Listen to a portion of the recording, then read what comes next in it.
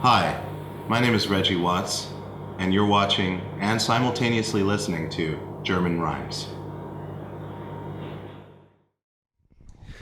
Ja, hi, ist Tom von GermanRhymes.de. Heute sitze ich hier mit einem nicht ganz so unbekannten Künstler, Reggie Watts. How you doing, my man? Very well. That's good to hear. So, you've been touring in Finland before and a couple other places. So, how was that? It's been unexpectedly really good. It's been a trip. The people have been really responsive and have said that they like what they've seen. So either someone's paying them a lot of money or it's true. Yeah, I heard you get the Finns really excited. Yeah, it was crazy. They were down to chant and sing, and yeah, they were all about rock and roll. It was really good. It was a tough gig, but they really loved it. So bring a little light in there.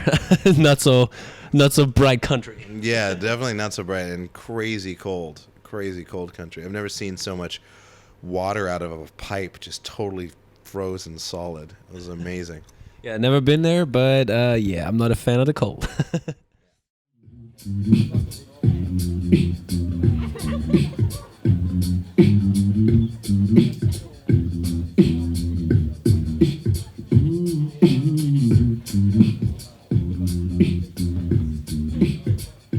So, what are you up to? I mean, there are people in Germany probably not knowing you, but you've been probably more famous through your Fuck Shit Stack video and the song and all of that. So, how can people reach out to you? I mean, there's my website, but I don't know. I mean, you mean how are they gonna see me or access me or yeah, contact me? Maybe both. Okay, all right. I'm just I'm around. I mean, on my website I have all my tour dates and stuff like that. But I also have Twitter. It's just at Reggie Watts. That's what I use mostly now. Twitter is really the only thing that's relevant. It's a lonely way. Don't got so far, yeah. And I think every word got me in the groove. And we tried to say the satisfaction. See you're the face. We got it. Okay. I want to talk first about your appearance on Conan and like all the whole project. You've basically been with you toured with him on his like first actually stand-up tour. How was it being a part of like something big? Probably because like this was like everybody knew about it around the whole world. Yeah, I mean it was crazy circumstances. You know, he may never do it again, but it was just right timing. You know, it was. When I got asked to do it, it came out of nowhere, really, and it was decided very quickly, like within a day. So suddenly I was abstractly involved to this tour until the first performance. I mean, it was amazing to be a part of it. They did everything right. I mean, they had professional, like the top tier touring people, and then he also had his TV crew, TV side, like his TV writers and some of his camera operators for the projected element, the TV element to it. So it was the perfect marriage of high-end television production and high-end road production. And they treated everybody so incredibly well. I couldn't imagine a better tour any time. Did he handpick you or? I mean, there were two friends of mine who were writing for him, and they wanted an opener that was musical but not similar to him, just different voice, and those guys immediately spoke up and said, him, and then one of his booking guy, I've known for a long time too, and he was like, oh yeah, that would be good, and so Conan checked out a few YouTube videos and was like, yeah, let's get him. Sounds nice. I saw like the documentary about it, like where they show only the Conan parts basically. But how did you get inspired by the whole process working on this thing? Did you come up with new stuff, or how was it like inspirational? Well, I mean, I think if anything, it was I was nervous about his fans liking me, because it's like this so specific. Conan's so specific. But after a few shows, people really started responding to it, and I think people just talked and started recording video from the audience, and then the Conan fans were like, well, Conan wanted this guy on the tour for a reason, so let's give this guy a chance, and it ended up being like perfect. I couldn't have asked for better situations, and they gave me more. I mean, they were so sweet. They gave me more time in LA. Like I was 20 minutes was my thing. They gave me 25 minutes both nights in LA because they knew industry was going to be there, and it was crazy. That was probably the big thing. But just discovering new ways of addressing a TV fan audience, that was fun. That was cool to figure out. You gotta rake your dick if there's some shit on it. Rake that dick if there's some shit on it. Rake your van. Whoa, yeah, rake your van. Whoa, gotta rake that dick if you got some shit. Got to get that shit off on your dick, mama. You played like before on like bigger venues probably. It's like 6,000 to 7,000 people probably. You performed before them, and then you performed with your band with Maktub. Did I pronounce that right? Maktub. And they performed like in the Madison Square Garden, for example, like for 40,000 people. I mean, is it like performing on those kind of stages and before those kind of bands, and now basically having like the TV things are like totally different, or how's that for you? Well, I mean, TV is different because, it's like there's kind of a buffer, between you and you and the audience. Mm-hmm. So, there's TV cameras in the way. They have to have lots of space before the audience, so they can move the cameras and stuff. So it's a little weird to like come out at first and then see this audience way back in the distance. But and then stadium gigs are like massive, like huge sound systems, and but everybody kind of becomes one thing. When it gets over a certain amount of people, it all feels like one audience in a way. And so I think eventually you just get down to the fact that you're performing what you're performing, and you adjust a little bit depending on the situation. But for the most part, that becomes irrelevant. Suddenly you're just on stage, and that you're going to communicate to people, even if there's a bunch of gear in the way, or if there's a million people in the way, or or it's a really small, intimate 150 seat thing. You just learn how to shift gears. Yeah, Berlin, Berlin, Berlin, Berlin, Berlin, Berlin's the name of a wizard. Yeah, Berlin, Berlin, Berlin, Berlin is the name of a wizard. Come on, PSI, waking up. I want to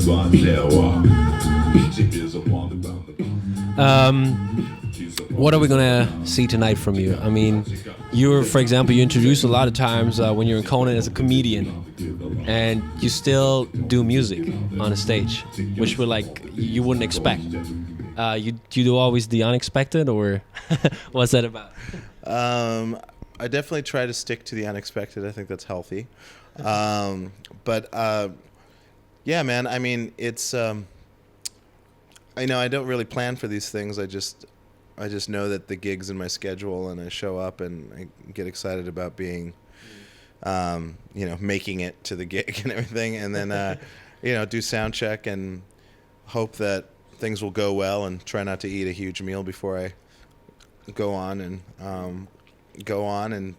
try to rock it as hard as possible, but just listen to the audience, listen to the space, listen to the moment, Me, myself, and Nick. You know what I'm saying?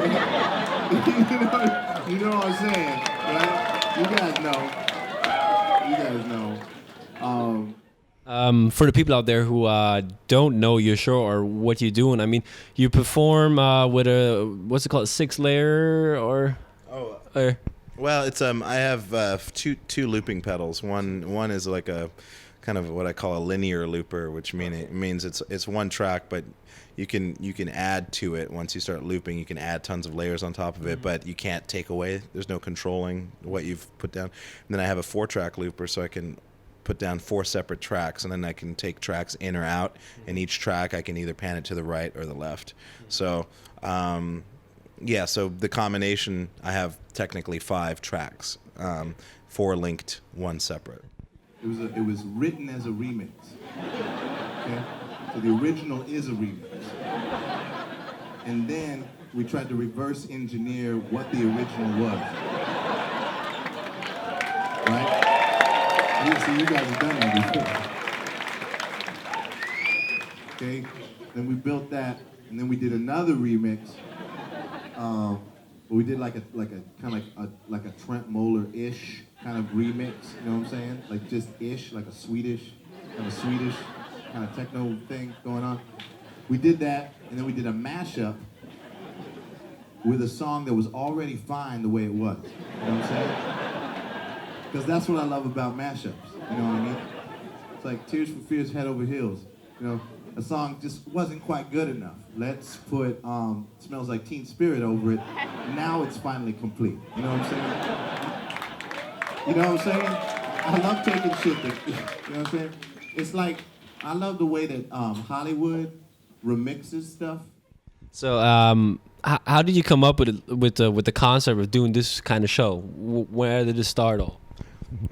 You know, it started in probably high school. I did drama in high school, and when I was a junior, and we had something called competitive dramatics, which was you would compete against other schools in categories of drama. So like, yeah, I mean, this exists. yeah, totally, yeah. There was only 2 states at the time doing it. There was Texas and Montana, and it was like a speech and debate format. So it was like 5 categories. So you had serious solo, serious duo, humorous solo, humorous duo, and mime or physical kind of acting. And so I chose humorous solo the first year, and I just improvised. You know, I just kind of came up with an act on the fly. I started keeping things, you know, after a while. So by the middle of the year, it was kind of the same act, you know. So I wrote it as I performed it. And then second year, I did it with a friend of mine. We did a humorous duo competition, and we won state that year. And we just kind of started improvising again. We kind of came up with some stuff to go off of, but then we kind of again wrote it as we performed it. So really, what I was doing in high school is what I'm doing now. I have a loop pedal, and there's a lot more musicality to it, but it's the same feeling. So yeah, that's how you get the varsity letter. Yeah, that's right. Yeah, you get the varsity letter in drama. Germany has been part of my DNA since I was beginning. I can tell because I have very, very low tolerance for bad design, and I just get frustrated and almost angry at why a garbage can, when you step on the pedal and it goes up and you take out the trash, it has little pieces of metal that are bent outside the plastic part. So when you grab it, it actually just rips the bag. So when you pull out the bag, it ends up ripping the bag, and you can't fucking use the bag, so you have to be really careful. So you can't fill up bags all the way like they're intended to be used, because you have to count for the rip that will happen at the top of the bag. That makes me very angry. I mean, where do you see yourself in the next couple of years? What are your plans, your goals? You know, I'm concentrating on film a bit more, videos, or just the visual filmic element. So I'm hoping to do much more in that field.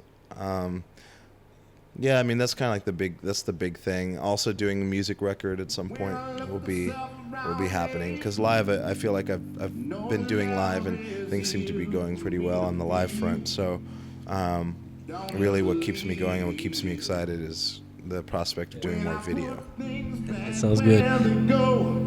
Someone's gonna move that shit again. When I wanna tell people why I bought it, the things in the order that I give. Baby, don't you know there is a reason? Baby, don't you know that I'm thinking real hard? I read that you played like in a ton of bands. Yeah. There's so many. What's up with that? Why did you change, or did you play all at the same time? I mean, when I first got to Seattle in 1990, you know, I was known more as a keyboardist, so people asked me to be part of their projects because there just weren't a lot of keyboards. There were tons of guitar players, like there were a dime a dozen, but synthesizer, keyboard players were a little less likely to be around. So I got asked to be in a lot of bands, and I was easy to get along with. So it was really, at one point I would be like in 4 or 5 bands simultaneously, and be going to rehearsal like all the time, all week long, and then have shows, and it was pretty crazy. And then then I was down to maybe 3 bands at a time, and but I was always playing in as many bands as I could because I wanted to learn different types of music and just get better at what I was doing and get more well known and make a living at it. Isn't it hard to get mixed up there, playing like a totally different song or something? I mean, it was definitely a little bit of a shift, but a lot of these bands just were rehearsing. They didn't really play that much, so there was a lot of rehearsing. And some bands made it. Some bands were at the end of their cycle. They were trying to reinvent themselves, but they were kind of at the end of their cycle. So, yeah, it was a crazy mixed up thing. But I don't know. I think I kept shit straight. Here we go again.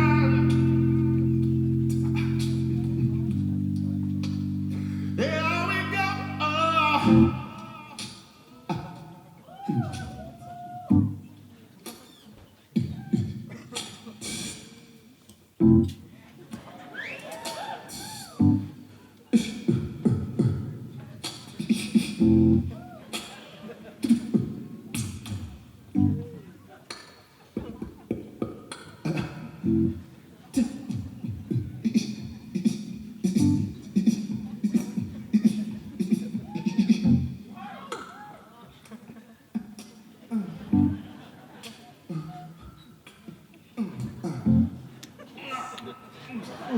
Baby, I wanna be true to the end. When I know that we'll be friends, and I see from the oceans above that I still love you. And baby, there's something that you won't give anybody else. No matter what they give you, it'll turn you like a little tiny mouse with the ride and a snake of a belly of a beast on a ship heading somewhere to destiny's calling.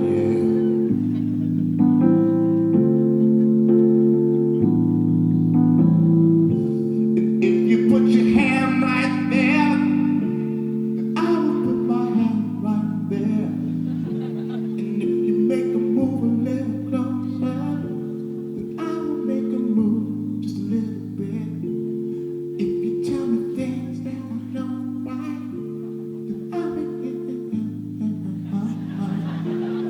If you do the thing Do you see you going back there to to the stage, being in a band, for example, with your a more famous band, Maktub?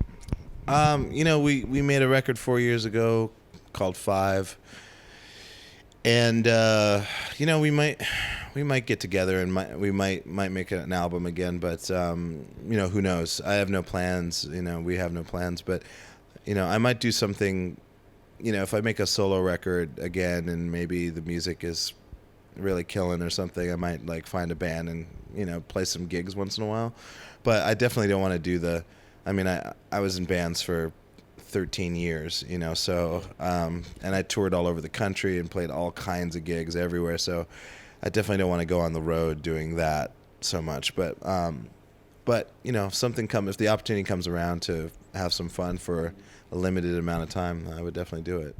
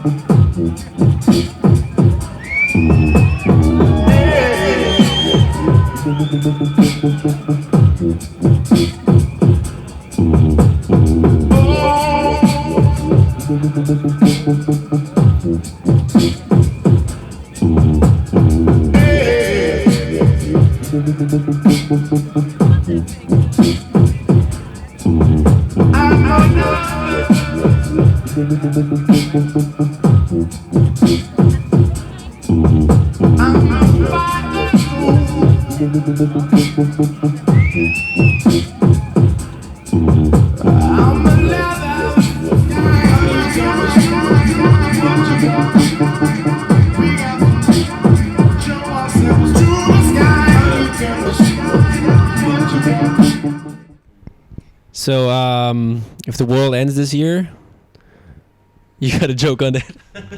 Oh, I mean, I always talk about it. I think it's funny to talk about. But yeah, I don't know. I mean, my plan is have fun this year, be a good person, try to maximize opportunities, and then in November and halfway through November 15th through about first week of January, I'm going to be at my home in Montana where I grew up with my mom, and I'm just going to hang out there just in case something does go down. I'd rather be in a less populated area that's surrounded by food and water rather than the middle of a major metropolitan area where as soon as the electricity goes down, everyone doesn't know what the fuck to do.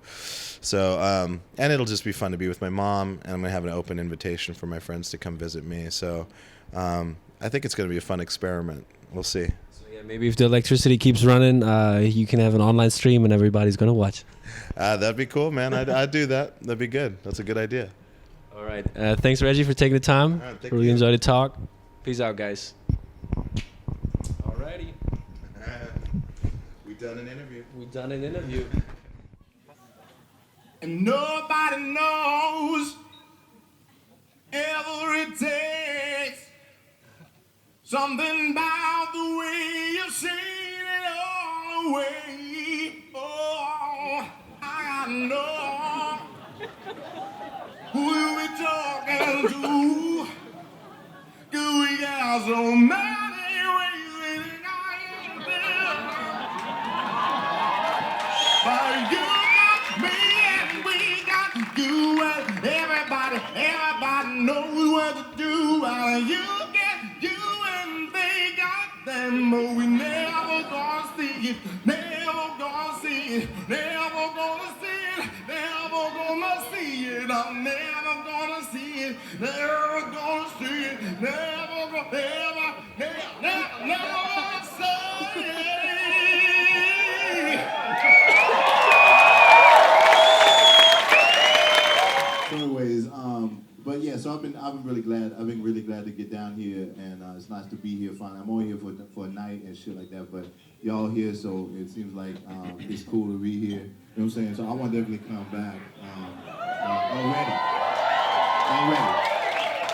You know, but I want to spend some time here. You know, I want to hear some real goddamn techno because I'm over this shit. In New York, you can't listen to it. It might be old news for you guys, but I'm just saying, techno is really the only tempo and intelligence level and anonymity that I need to actually dance. You know what I'm saying? if I hear anything else, you know, it's just like, it's got all sorts of implications. You know, I got, oh shit, I don't know this dance move. You know what I'm saying? It was like, okay, that's kind of fun. But what I'm saying, you know, if I hear like, it's been a long and hopeless place, we fell in love in a hopeless place, we fell in love in a hopeless place, we fell in love in a hopeless place. That's fun, you know what I'm saying? Like, that's definitely dope. I'll give it up to Rihanna. That's all I ever wanted. all I ever needed was you in words up on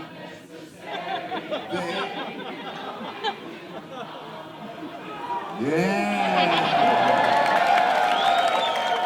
That's good. Okay, good. It never worked. That worked that time. All right. Motherfucker. Tuta. Dang dang dang dang. Tiga. Tiga. Kuku. Nundona. Rirara. Sho. Lama. Kirigo. Rancha la. Kumambululu. Bibibo.